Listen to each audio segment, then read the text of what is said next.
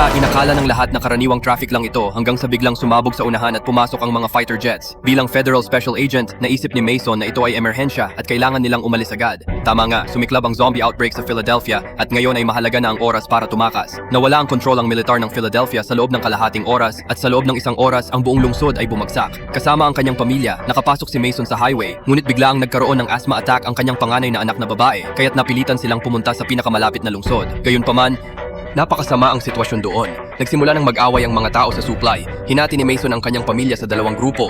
Dinala niya ang panganay na anak upang maghanap ng gamot, habang ang asawa niya kasama ang bunso ay naghahanap ng iba pang pangangailangan. Sa Apocalypse, may mga mabubuting tao na tumutulong at mga nilalang na walang pagkatao. Hindi nagdalawang isip si Mason. Kailangang sagipin ang kanyang asawa, kaya itinaas niya ang baril at nagpaputok. Pabigat ng pabigat ang sitwasyon at napagtanto niyang nawala ang kanilang RV. Kailangan nilang magkuta at sa pag-survive lang ng gabi, may paparating na helicopter mula sa Mason Superior para sa kanila. Natagpuan nila ang isang apartment malapit. Sa pamamagitan ng radyo, nalaman nila na hindi lang Philadelphia, kundi pati ang New Jersey, Washington, at iba pang lungsod sa mundo ay tinamaan ng zombie outbreak. Isang pandaigdigang sakuna na ito